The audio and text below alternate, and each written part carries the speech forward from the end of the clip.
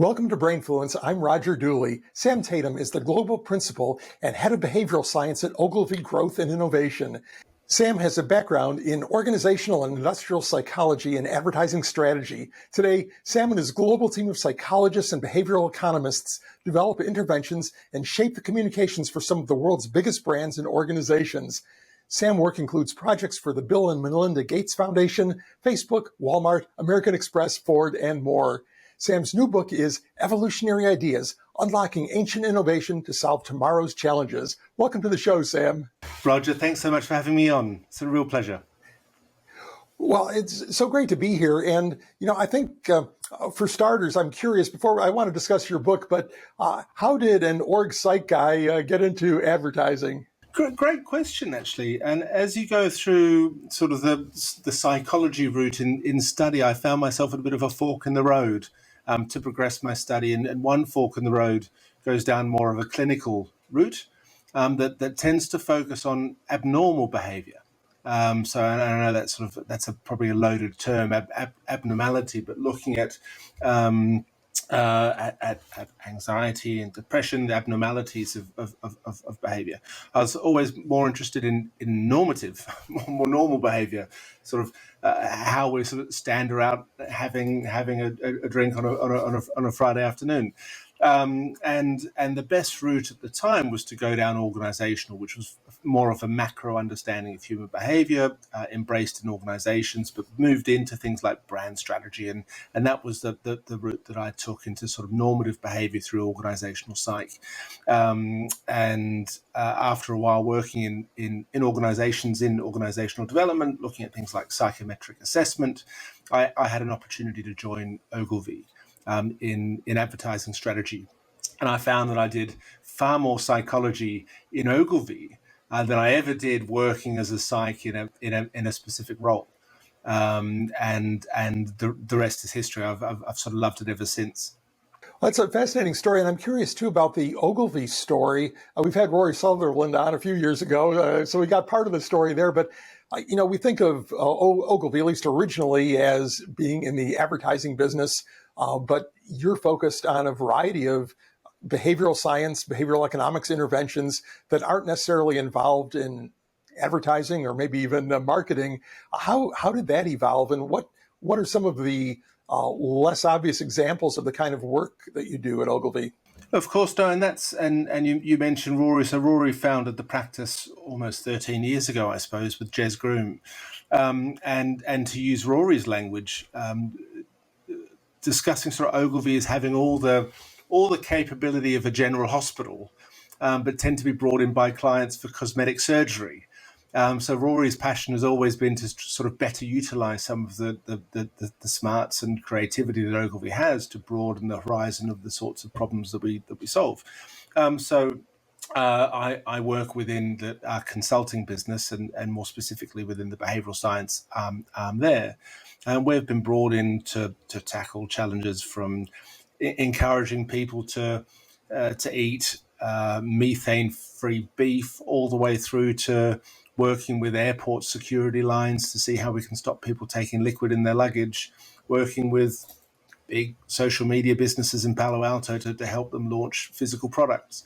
So it's a really, it's one of those jobs where the joy is the diversity of the challenges that you can solve. And for us, all of the problems have one constant factor, and that is that it's reliant on people, interaction, and obviously our psychology is core to that. So I feel blessed to work in an organization surrounded by such interesting challenges. Right. It sounds like a fascinating thing. We could probably discuss it to great length, and maybe we'll get into a few of those interventions in more detail as we go forward here, Sam. In your new book, which I am holding up for our video viewers, you talk about evolution. It seems like most business people, when they want change, they want revolution. They want new ideas. They want something that is going to break the mold. But you argue that isn't always the best thing, or maybe even most often the best thing. Explain that dichotomy and what your philosophy is on that. Of course, no, thank you. And one of the challenges that I sort of stumbled across around this appetite for the revolutionary, we always feel like we need big ideas to solve big problems and novel ideas to solve novel problems. We sort of gravitate towards viral campaigns and the next big thing. And I unpack a lot of the psychology behind that, why that's the case. And one of the central elements is around proportionality. We have a tendency to seek proportional solutions. If you imagine in the physical world, if something creates a loud bang, you assume that it required a loud sort of input by which to generate it. When we boil a pot of water, it's safe to assume that it requires the same amount of energy by which to cause that. But in the realm of the psychological, it can be different. Right? We know that big outcomes can be achieved by small inputs, and that's a large part of the world of behavioral science and nudge. But for me, I think, and where the book goes even deeper, is that that we can actually find existing solutions to solve what appear to be novel problems. Just because it looks novel to you doesn't mean that you need a new solution or a revolutionary answer. Actually, the answer might be staring you in the face the whole time. You're just driven to try to seek something that's as obscure and potentially as scary as the problem that you're faced with, but it doesn't need to be so proportional there. I think the recurring theme, as you mentioned, Sam, across the work in behavioral science, marketing in particular, is looking for the small intervention that can have a big impact. I like the way the book is organized. There are a lot of short, sort of bite-sized chapters that talk about a particular topic. And one early on that caught my attention as being something that is such a simple, low-cost intervention that just about anybody can do, depending on what business they're in, and that is quantity anchoring. Explain how that works and how it really costs nothing but can have a profound impact on sales. Yeah, so quantity anchoring is a lovely one. So some of the original studies were conducted in Ohio, I believe, looking at in a supermarket of a discount of tin soup, and they found that, and I'll forget the exact figures here. I think, Roger. But when they had a 10-cent discount on the soup, they sold an average of 3 cans, for example. But what they did was add a quantity anchor. So they essentially limited people with the number of soup that they could buy. So they said a maximum of 12 cans per customer. And once you give people a maximum of sort of tins that they can purchase, and they found that people sort of bought an average of 7. So that reference figure, I mean, we navigate the world contextually, not absolutely. And by giving someone a relative figure like a maximum of 12, it gives us a bit of a steer as to what we think other people might be doing or what we should do ourselves, and that jumped the sales to an average of 7. And it's one of those transferable solutions that we've explored in challenges for other clients. So a business in Australia that we're working with had a value range that they were selling a few times a year. It'd be a promotion. The challenge was to improve the perceived value, and rather than finding novel ways in which to communicate the existing value, all we did was elevate what was the disclaimer on every piece of advertising that we'd done for the last 6 years. It was just written in tiny typeface at the bottom of the ad. And we made that the headline to say a maximum of 4 per customer. And we ended up selling 56% more product and had, I think, an 84% increase in for sale transactions. So it's one of those, you sort of can find it and transfer it. Even if the problem feels like it's novel for you, chances are it's been solved elsewhere. And behavioral science and language, like, as you use, Roger, quantity anchoring, helps us to see or codify the style of solution that we can transfer. And that's for me, that's one of the real unlockers of behavioral science, that the language can help us to navigate the world slightly differently and therefore match up solutions with existing problems. Right. I'll add a caution to our audience that these are things that you need to test, not just assume that 12 is the magic number. Mm-hmm. Obviously, if you're selling refrigerators or Ferraris, a limit of 12 isn't going to do very much for you. But by choosing that right number and then testing it to see if it does boost sales, it costs you nothing. And in fact, I think it's hilarious, Sam, that that information may have been buried in the fine print anyway, as opposed to it being a strategy. It was an actual limitation, but hey, let's put it, make it very visible, and suddenly sales go up. That's really great. But I think this leads us into the next thing I want to talk about, Sam, and that's the TRIZ, TRIZ framework Yes. that you advocate. I think we've had a past guest talk about it. It might have been Doug Hall, but that was a while ago, and I'm not sure we got into any depth. Can you briefly explain why a structured approach to innovation makes sense? Because again, we often think about innovation as something that comes to us in a dream at night, Yes. or while walking in the woods, or something like that. And you really advocate for sort of more boring left brain approach. Yeah, which is, and it's always a cautionary approach for me in a business like Ogilvy to talk about systematic creativity. But I'm a big believer in it.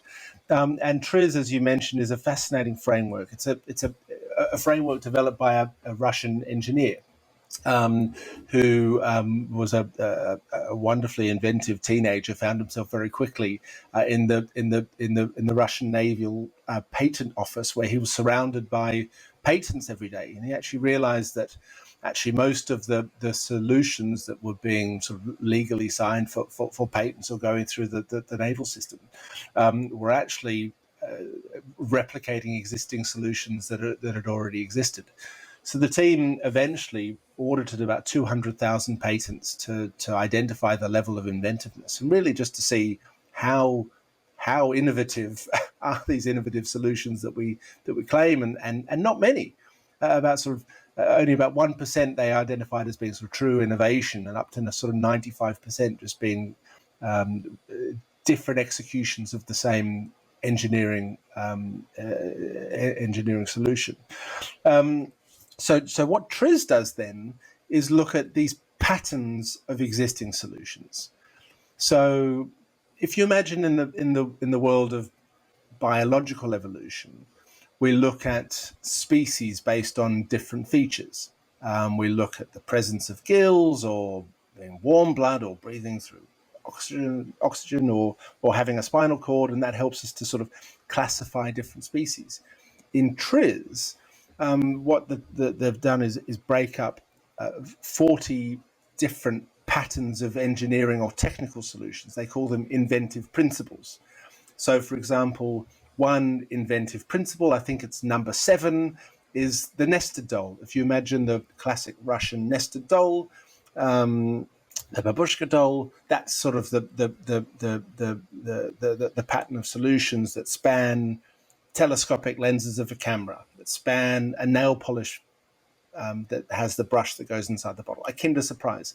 They're all example of a nested doll solution. And the same we can see things like segmentation, breaking things up. So turning curtains into Venetian blinds is an example of segmentation.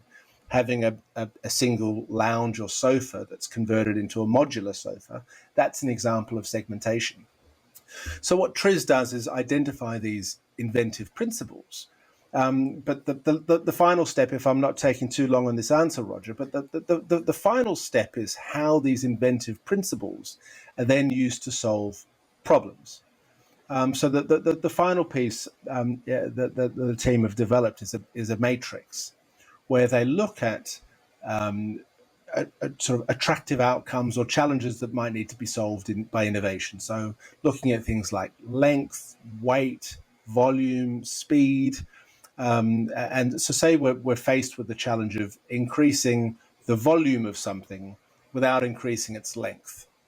That's a challenge that needs to be solved in innovation. And what the matrix does is help us to see, well, which inventive principle might we draw upon to do that? So nested doll might be a good example of a pattern of solutions to increase volume without increasing length. A telescopic lens sort of has an increased sort of volume of lenses. I'm sort of going off on this one, but it helps us to sort of go, okay, to solve that problem, look first to inventive principle number 7, and I believe the same can occur. Well, Sam, let's take this back to a real world problem for a second, okay? Because like one fine thing I found quite amusing is a real world problem is if you were at a pub and one person goes to the bar and has to carry back 4 beers for his or her 3 companions, and you can carry 2 pretty easily. 3 you can sort of do. You get to 4, and there you're risking losing 1 or more. So in this case, the solution was a super schooner. Explain that. That's right. So it's a great example of sort of chunking things or segmenting them in different ways. So it's the team in Australia, again, faced with the challenge of carrying too many beers in one hand, rather than carrying 4, converted it into one big schooner that just divides into 4 equal parts. So I love that as an example of just a slightly different way of thinking about things. But in quite a creative realm. And again, it's if we're to look in the realm of TRIZ, it's a good example of segmenting differently. If we were to look in the psychological realm that you and I might be sort of more closer to, that could be used as a term of chunking. We're just chunking up the schooner in a slightly different way to make it easier for us to carry. And that's the super schooner. Well worth having a look, having a quick Google. You'll never be faced with the same problem again. Right. Oh, that's a major solution for a problem that has plagued man for centuries. That's right. That's really wonderful. And that was the first time I've seen it was in your book. So there are quite a few photos in the book, by the way, for our audience, and that makes it fun because often there are photos to illustrate examples like that, like the super schooner. Sam, these days, a lot of companies are focused on minimizing effort, automation. If they read my book, Friction, that's what they should be doing, I guess. But you point out that visible effort is sometimes a sort of a customer benefit. Explain that. Yeah. So as you say, there's an attractiveness of efficiency and the work of technology to help us remove somewhat the customer from a service interaction could be seen as an attractive thing. But what Professor Ryan Bruell, Michael Norton have found that actually by helping people to see the labor, what a term known as operational transparency, or they explore a concept known as the labor illusion, can help reinforce perceptions of value and perceptions of trust. So, for example, and the pair write in a Harvard report, on an automatic sort of telehelp call, for example, having the audio cue of someone typing in the background can help people feel like their queries are being better served. Having an electronic ATM that visibly shows your money being counted, rather than just sort of popping out with the cash, can help people feel more trusting of the service. So while there might be this desire for moment by moment sort of rapid speed service and not showing the working, actually what we can find is we can slow things down, show what's happening, and people value it more. Yeah, just a couple of days ago, Sam, I talked to Soon Yu, who coincidentally also has a book called Friction, just released a month or 2 ago. And he takes a different viewpoint that there is such a thing as good friction. I think that at first I expected us to have a debate, but we agree probably on 95% of what constitutes bad friction and good friction.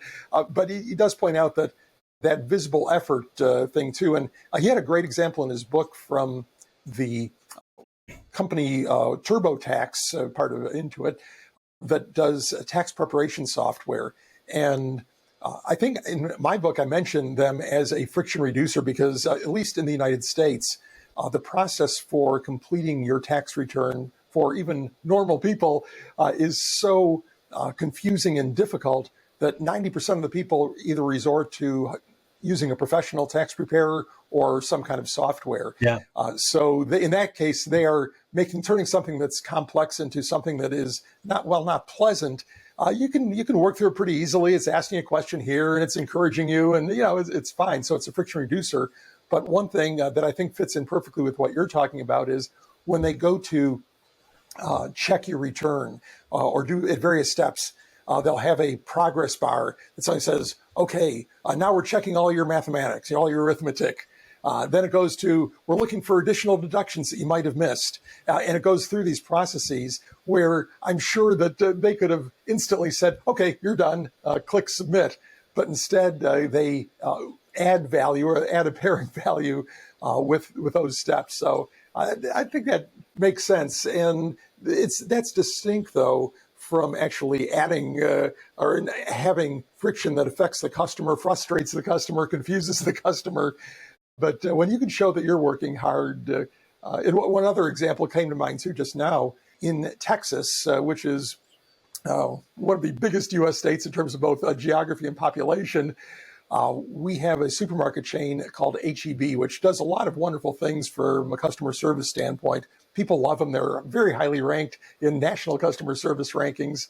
But one thing they used to do is they prepare their own guacamole, which is a specialty of Texas.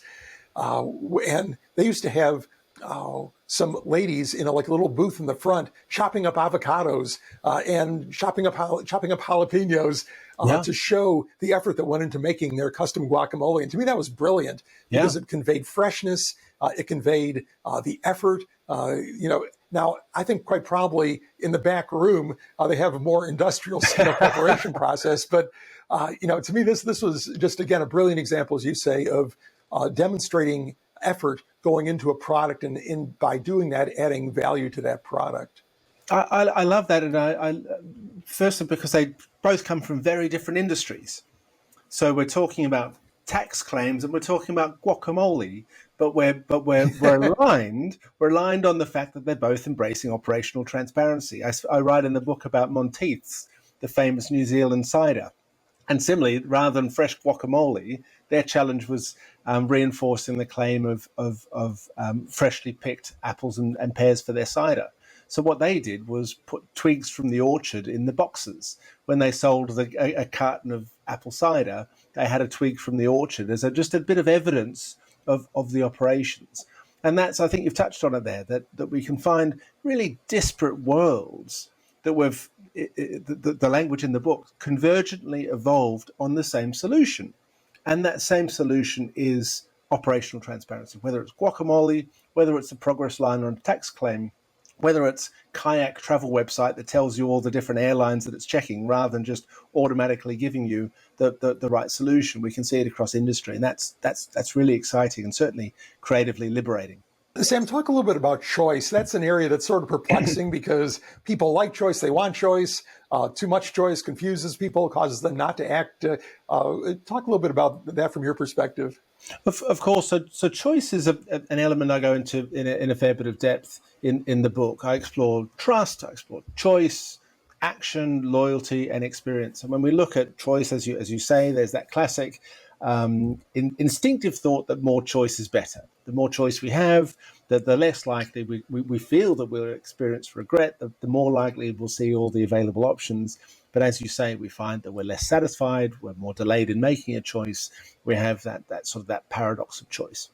So in the book, I explore sort of multiple different ways in which we can start to aid, and many of our listeners will know this language of choice architecture, coined by Cass Sunstein and Richard Thaler, that we can design choice environments to help nudge people in different directions or help remove some of the complexity of a decision without actually limiting the choice itself.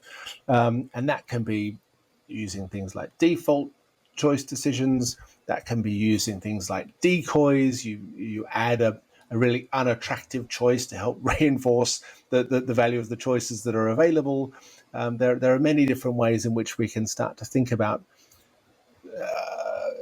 helping people navigate this complexity. And again, just as we've explored with operational transparency from guacamole to tax, we can find whether it's in banking institutions, whether it's picking the mode of transport, whether it's any old decision that we find on our day-to-day, we can probably learn a lot from the world around us in embracing that. One of the topics that I've been thinking about lately, for no particular reason, just one of those things, while you're walking along, you're, in the shower or something, is recycling, and how sort of the behavioral science of recycling is really bad, because what we are expecting normal people to do is really complicated. Yeah. It's confusing. People are usually even operating in sort of default mode, system one. So they've got some piece of something of trash they need to dispose of, and they don't really want to sit down and analyze the components of that and figure out. Okay, does this go in recycling or is it garbage? What if it's paper, but there's this plastic label on it? What happens then? It's like it's just too confusing. In fact, you cite one of my favorite examples of the Changi Airport in Singapore, Yes. where they have 3 giant recycling stations. One shaped like a newspaper, one shaped like a can, and one shaped like a plastic water bottle. And so, to me, that is great because here in Austin, we're kind of a crunchy place, and we see these things that are labeled landfill or compost or whatever. It's like, that's too much thought. Yes.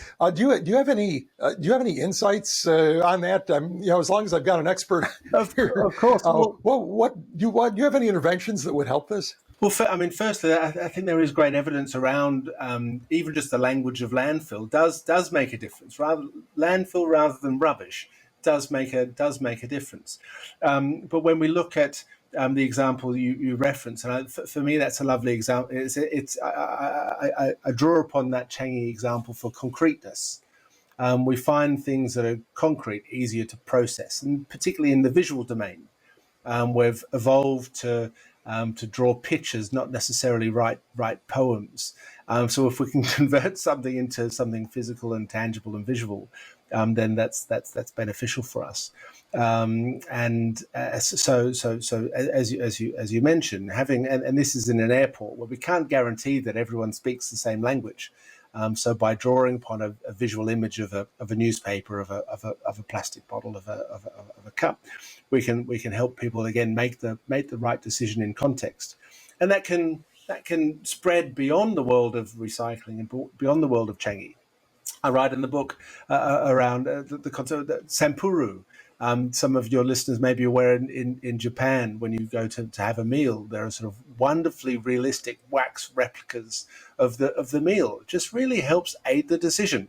There's no abstraction, complexity. I kind of know what my noodle or what my dish will look like because I can see the wax figure perfectly there in front of me. So if we can bridge this gap between sort of an abstract concept and a more concrete manifestation of what it is, then we can help people make decisions.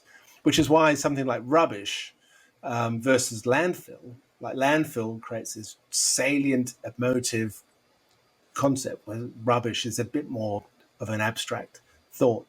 So it's a space actually at Ogilvy we've done a lot of work in food waste, in recycling management. And it can be the small things like that, whether it's just the label or it's the visualization, or for complex recycling like coffee. Right, we've done a lot of work in coffee recycling, where it's not just you need to pick the right bin, you need to pour the liquid there, remove the cap and put it in that slot. And here it can be simple things like just asking customers if they want a recyclable cup, not a takeaway cup, that can start the journey even earlier. So really tiny nudges in the right part of the process can help us here. It's a fascinating world. Yeah, I think the whole concept of visual salience for choices or steps in a process is critical, because if there's a set of text instructions for what people are supposed to do, they're probably just going to throw whatever they have in the nearest receptacle. Yes. But if it's really obvious, there's no excuses for anyone. If it's a big newspaper and you put a plastic bottle in there, you can't hide away from the fact you've recycled wrong there. The thing is, most people operate on autopilot, and there are some people who would throw a newspaper into a plastic bottle-shaped bin without even processing. That was a plastic bottle bin. But in any case, Sam, how can people find you and your ideas? So to find me, LinkedIn is a great spot. So Sam Tatam on LinkedIn, also on Twitter. I think it's at @S_Tatam, TATAM, probably the two best channels. And please do have a look at Evolutionary Ideas. It's an exploration of how we can start to borrow from existing solutions around us and really accelerate our innovation through systematic creativity. Great. Well, we will link to all of those places and any other resources we spoke about on the show notes page at rogerdooley.com/podcast. Sam, thanks for being on the show. It's my pleasure. Thanks so much for having me.